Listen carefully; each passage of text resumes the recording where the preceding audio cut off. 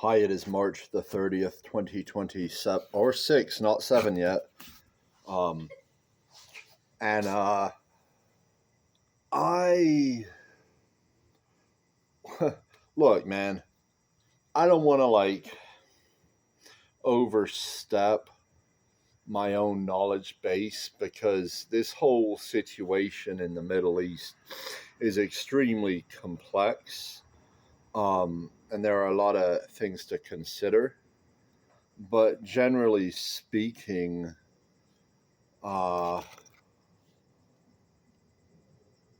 it's hard for me to see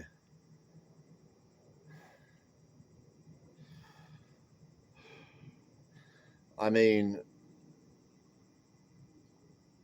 I believe in people being free to own land.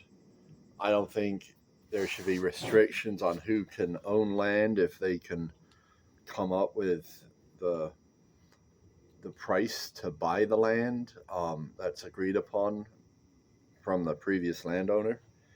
Um, at this point, all land in the West is legally owned by someone. Uh, you may know I want governments to essentially liquidate their land holdings, but sell them off. Now you can do restrictive sales for things like roads, etc., to make sure they stay roads. You can donate to charities who are going to operate certain uh, facilities or whatever. There are different solutions, nuanced solutions. I talk about a lot of this in my book, but the same concept should apply. I have a very U.S. centric view in my book, but the same concepts can apply to other countries. And Israel, you got this big problem that there's a lot of uh, animosity between people in the region. But I think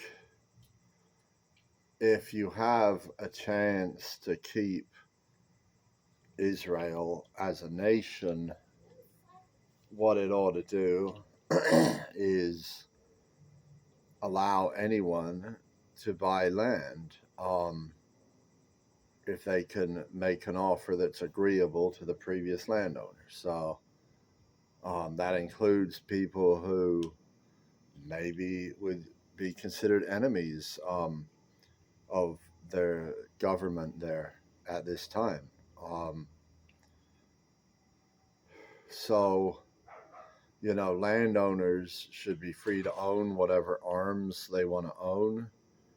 And once that exists, and I think my understanding is the Israeli population is already fairly well armed, but once you have that freedom, trespassing, trying to extract vengeance is just gonna create problems for you. There needs to be an agreement, of course, with Iran to cease the hostilities in both directions.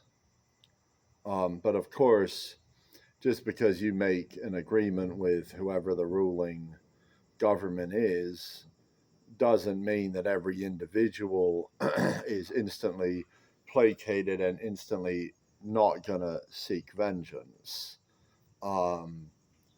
But acts of vengeance will be discouraged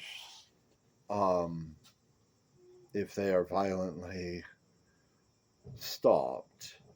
So, of course, gun ownership helps with that. I also have proposed this charitably funded security force. So, I think that tax funded government operations should end. We got a real problem with the bond market if nothing else, the dollar is cooked. Uh, the purchasing power of these governments is cooked. So while you still have the power that you have before this happens, you still got a chance to try to negotiate something reasonable. And ending violence is reasonable in the first place. But yeah, there are people who were living in that area before the 1940s, and a lot of those people have animosity about having been driven from the areas they were in. Now, you've already got your new legal structure, right? So that's a starting point for a discussion as far as how land should be dispersed. You don't need to necessarily have Iran on board with what that disbursement's going to be, because negotiating peace with them is a different matter to creating internal peace within your own country. Uh,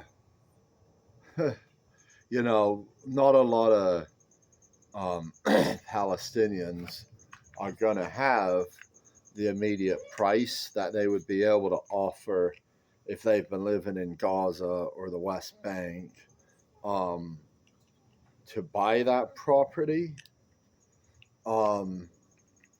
But they should be free to if they can. And if someone who owns property there wants to provide refuge, they should be free to do that. I'm a capitalist, but I'm a pure capitalist.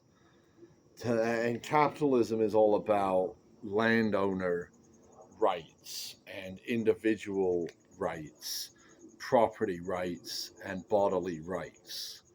So if you're not enslaving someone on your land,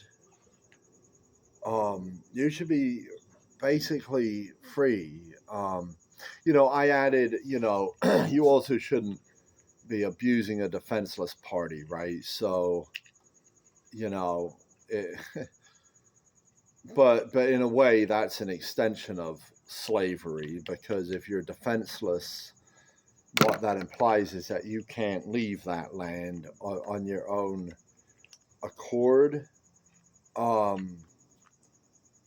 and thus you are essentially enslaved, even if the guy hasn't made a rule. Oh, you can't leave. You physically can't, and you're getting abused. So yeah, we need this security force is going to need to decide where the line is over who's defenseless and who's not. That is a line that's going to have to be discovered. But yeah, whoever's paying for that security should decide that. And if people don't like what they decide, then someone should form a competing force. But I think some pretty reasonable, minimal guidelines can, be drawn, and you can have donors vote either directly or through a proxy on individual cases. Is this person defenseless? I talked about all this in my book, man. You got to read the book because I go through so much. But there's a crisis situation, man. I mean, oil could be 150 when we wake up tomorrow. It could be 200. Same with silver. Same with commodities. The bond market could collapse. I mean, right now things are urgent, but things are going to get real critical real fast. and very few people have read my book.